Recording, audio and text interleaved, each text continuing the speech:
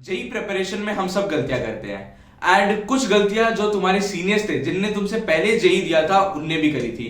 अब जब उनसे पूछा जाता है कि क्या रीजंस थे जिनकी वजह से उनका आईआईटी में सिलेक्शन नहीं हुआ, तो उनमें से बहुत लोग अपनी मिस्टेक्स बताते हैं, मेजर मिस्टेक्स बताते हैं जिनकी वजह से उनका आईआईटी में सिलेक्शन नहीं हुआ। तो आज अपन उन्हीं चीजों पे बात करने वाले हैं, टॉप 3 मिस्टेक्स पे बात करने वाले हैं जिनको अगर तुम अवॉइड करते हो तो तुम्हारे सबसे अच्छे खासे चांसेस हैं आईआईटी में सिलेक्शन होने के। एंड अगर कर भी रहे हो तब भी यार अपन उसके बारे में बात करेंगे कि क्या सोल्यूशन है जिनकी वजह से तुम उन मिस्टेक्स को ओवरकम कर सकते हो, उन मिस्टेक्स को करना रोक सकते हो। शुरू करते हैं वीडियो यार। मैं हूं Akash Ramaut from IIT Roorkee second year student and अगर तुम्हें ये वीडियो यूजफुल लगे देन यार please do subscribe, it would mean a lot to me. First mistake आ जाती है वो है अंडर वैल्यूइंग योर टाइम। हम में से बहुत लोग हैं जिनका 11th बर्बाद हो गया होगा, कुछ लोगों का 12th बर्बाद है, 12th का कुछ पार्ट बर्बाद है, 11th का कुछ पार्ट बर्बाद है।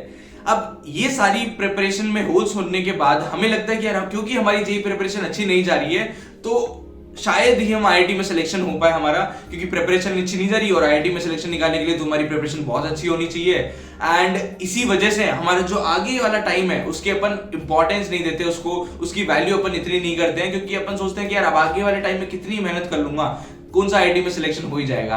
अब यार ये थिंकिंग बहुत ज्यादा गलत है। क्यों? क्योंकि YouTube पे ऐसी बहुत सारी वीडियोस डली पड़ी है जिन पे बता रखा है लोगों ने 3 महीने 4 महीने 6 महीने के अंदर आईआईटी कैसे क्लियर की है with self study. 11th waste होने के बाद, 12th वेस्ट होने के बाद भी बहुत लोगों ने बता रखा है। इवन मैंने भी खुद एक YouTube पे वीडियो डाल रखी है कि कैसे मैंने 4 मंथ्स के अंदर विद इन 4 मंथ्स में 120 से 240 मार्क्स तक लेके आया जेई मेंस के अंदर, वो भी मैंने बता रखा है। तो यार इन सारी चीजों से एक चीज तो अपने को पता चल जाती है कि यार ऐसा तो है नहीं कि जो आगे वाला अपने पास टाइम बचा है उसमें मेहनत करके आईआईटी निकालना इम्पॉसिबल है।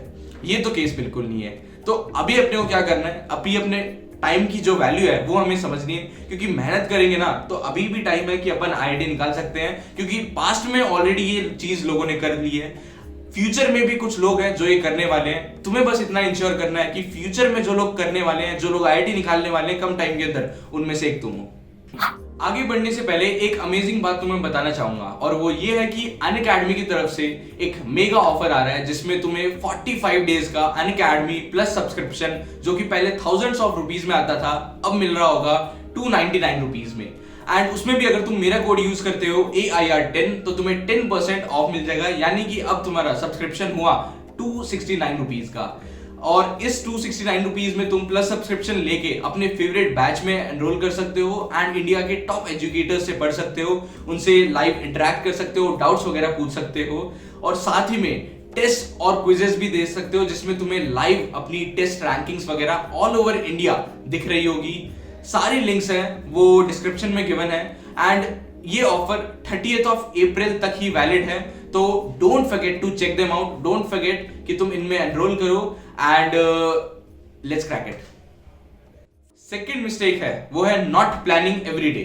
बहुत ही अच्छा एक कोट है कि हर एक मिनट जो हम प्लानिंग में स्पेंड करते हैं वो रिटर्न में हमें 10 मिनट सेव कर रहा होता है अपने पूरे दिन के अंदर। यानी कि अगर अपन दिन की शुरुआत में 10 मिनट प्लान कर ले दिन को, तो वो हमारे पूरे दिन में 100 मिनट्स मिनिमम सेव कर रहा होता है। तो ये 100 मिनट्स भैया कहां सेव हो रहे होते हैं? ये 10 गुना रिटर्न मिल कैसे रहा होता है? ये मिलता है यार क्योंकि हमारा जो टाइम होता है ना, ये कंफ्यूजन में जाता है कि कौन सा सब्जेक्ट पढ़ाई करे, सब्जेक्ट में कौन सा चैप्टर करे, चैप्टर में बैकलॉग्स वगैरह करे या फिर अभी ताजा करा है उसको रिवाइज करे, रिवीजन में कैसे करे, नोट्स पढ़ ले या फिर क्वेश्चंस भी करे, क्वेश्चंस कौन से लेवल के करे, मेंस लेवल के करे, एडवांस के लेवल के करे। बहुत टाइप के क्वेश्चंस होते हैं हमारे बीच में पूरे through out the day. And ये सारे डिसीजंस अगर अपन दिन की शुरुआत में ही ले लें तो बाद में अपने को डिसीजंस नहीं लेने होते। शुरुआत के 10 मिनट में अपन बेसिकली यही डिसाइड कर रहे होते हैं कि पूरे थ्रू आउट द डे हमें क्या क्या चीजें करनी होती है। प्लस एक और फायदा हो जाता है कि अगर तुम दिन की शुरुआत में एक प्लान होता है तुम्हारे साथ, तो तुम्हारे पास ऑलरेडी लिस्ट होती है क्या क्या टास्क तुम्हें करने हैं। तो जब तुम प्लान करके चलते हो तो उन दिन तुम्हारी टेंडेंसी रहती है कि तुम्हारी एफिशिएंसी ज्यादा हो, और प्लस हो सकता है कि तुम ज्यादा टाइम भी पढ़ लो कंपेयर टू दोज डेज जब तुम कोई भी प्लान नहीं कर रहे हो, बस रैंडमली चल रहे हो, जब भी तुम्हारा मन कर रहा है तब तुम पढ़ रहे हो। तो तब तुम दोनों में देखोगे तो डिफरेंस जरूर पता चलेगा। एंड उन स्टूडेंट्स को डिफरेंस पता भी चल रहा होगा, वो स्टूडेंट्स रिलेट भी कर पा रहे होंगे जिनने ऑलरेडी दिन को पहले प्लान कर रखा है। अब इससे बिल्कुल मिस्टेक मत कर लेना कि मैं बोल रहा हूं कि एक प्रॉपर टाइम टेबल पूरा तुम्हारे दिन का होना चाहिए। मैं बस इतना कह रहा हूं कि तुम्हें एक लिस्ट बनानी है दिन की शुरुआत में, जिसमें तुम्हें कौन कौन से टास्क है वो तुम्हें करने हैं और कितने ड्यूरेशन के लिए करने हैं वो तुम्हें लिखना है। That's it. मैं ये नहीं बोल रहा कि 8 से 10 ये करना है, 10 से 12 ब्रेक, 12 से 2 ये पढ़ो, फिर वो करो। वो क्या प्रॉपर टाइम टेबल होता है, एंड वी ऑल नो कि वो कभी भी फॉलो नहीं हो पाता। तो इंस्टेड मैं प्रेफर करता हूं कि टाइम ब्लॉक कर दो और उन टास्क को कभी भी कर सकते हो दिन में। लेट्स से कि फिजिक्स के 60 क्वेश्चंस करने हैं, तुमने टाइम लगा दिया कि 120 मिनट्स में करूंगा, तो वो चीज तुमने ड्यूरेशन लिख दी 120 मिनट्स, एंड क्या चीज करनी है फिजिक्स के इस चैप्टर के क्वेश्चंस करने हैं। That's more than enough. अब वो दिन में तुम किसी भी टाइम पे कर सकते हो और ऐसे तुम्हें लिस्ट बनानी है। That's more than enough. और अगर तुम ये कर लेते हो तो that will set you up for your day. Third mistake पे आ जाते हैं, वो है प्रोक्रेस्टिनेटिंग। एक कंसेप्ट में तुम्हें यहां पे समझाना चाहता हूं। दो टाइप के अपने टास्क होते हैं पूरी जिंदगी में। एक तो होते हैं हाई वैल्यू टास्क, एक होते हैं लो वैल्यू टास्क।